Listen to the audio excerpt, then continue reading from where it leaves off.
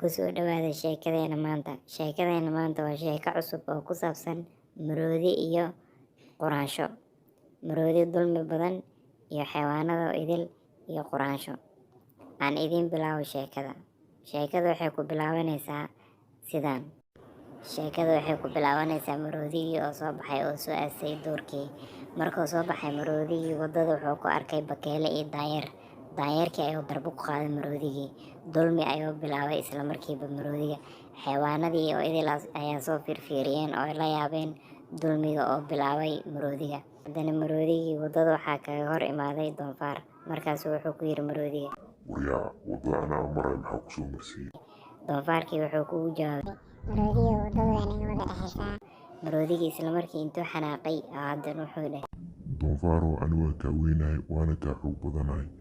doonfaarka taqaanaa waddada ka wareeg. doonfaaryo aniga xoogaa leeyahay. xayawaan walba oo waddadii hor imaada midaan darbeeyey midaan tuuran ka dhigaa xoog ayaan leeyahay. maroodigii halkaas ayuu dulmigiisii kasii waday oo iska sii socday.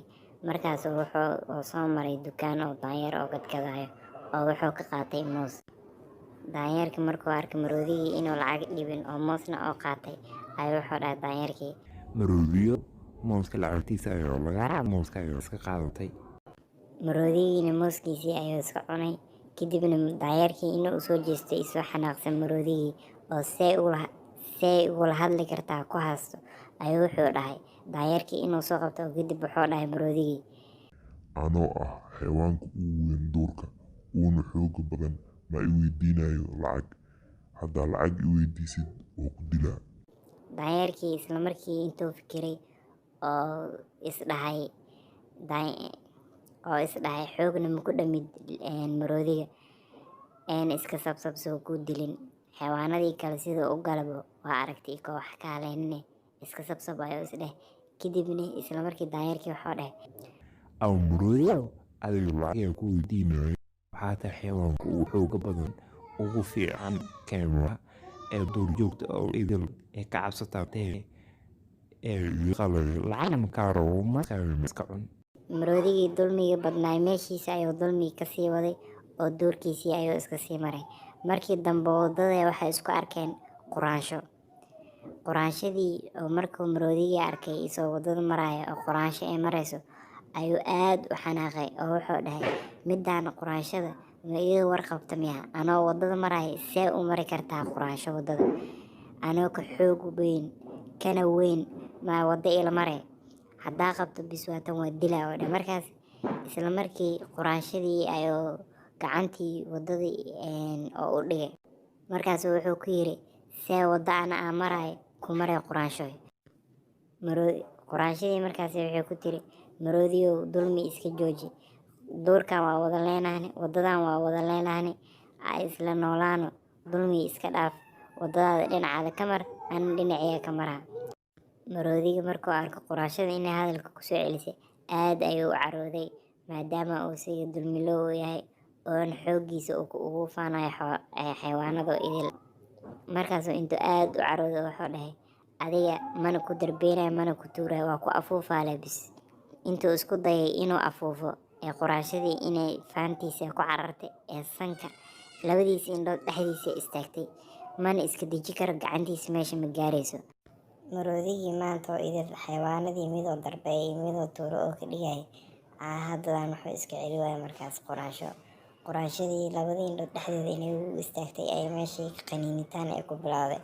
markaas ayuu calaacal bilaabay maroodigii, quraanshoy iga qalay maxaa sameynaysaa?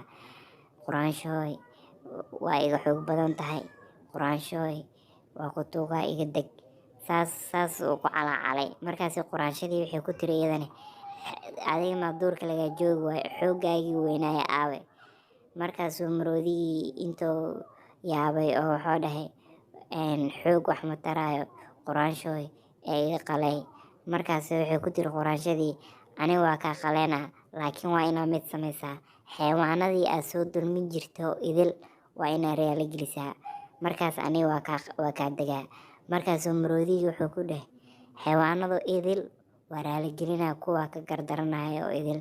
gardaradana ma fiicno. markaasuu intuu soo baxay ay is soo raaceen xayawaanadii meel ay ku wada xayawaanadii dhan oo meel wada joogaan u imaadeen ayuu wuxuu ku yiri iga raali noqda. saas ayuuna ku raaligeliyey. sheekadiina saas ayay ku dhamaatay. sheekadan maxaynu ka faa'iidnay marka?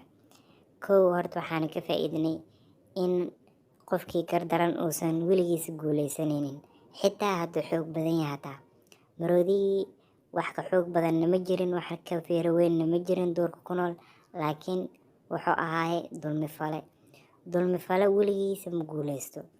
soomaalina hore maamaha soomaali dhehaysaa jirto, nin gardaran ma guuleysto. weligaa haddaad gardaran tahay ma guuleysanaysid. dulmigana waa shay xun oonan fiicnaynin diin ahaan iyo dhaqan ahaanba.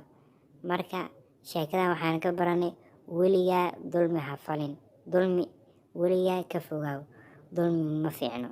marka sheekada waxaan ka faa'iidnay in aysan dulmiga uusan fiicnaynin.